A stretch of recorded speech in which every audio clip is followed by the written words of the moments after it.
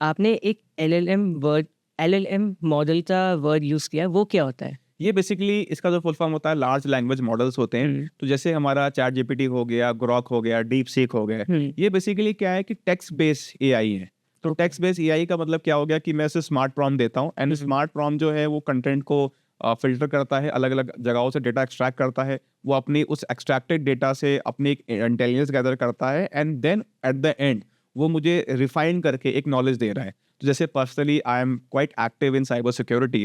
तो मैं जैसे पर्सनली चैट जीपीटी को बहुत यूज़ करता हूँ and I also use Grok as well as Perplexity. तो इन तीनों एआई मॉडल को मैं अपने काम में यूज़ करता हूँ, जहाँ पे मुझे कोई भी साइबर सिक्योरिटी की चैलेंज आता है कि कोई अटैक है या किसी चीज़ को समझना है, कोई कोडिंग को समझना है, तो मैं हुँ, पूरा का पूरा कोड या वो सारी चीज़ें हैं वो उन पर डाल देता हूँ and then I try to ask and then I also chat GPT भी सीख रहा है और मेरी खुद की भी लर्निंग हो रही है। हुँ, तो वी आर टुगेदर लर्निंग। तो at the end of the day AI जो है दोनों तरीके से काम करता है। It is up to you. And सबसे अच्छी चीज़ क्या है कि लार्ज लैंग्वेज मॉडल में क्या है कि आज की डेट में जो हमारा 90% काम होता है वो रिटन फॉर्म में ही होगा। I don't want any pictures, I don't want any charts, वो तो मैं अलग अलग टूल्स होते हैं उनसे बना सकता हूँ।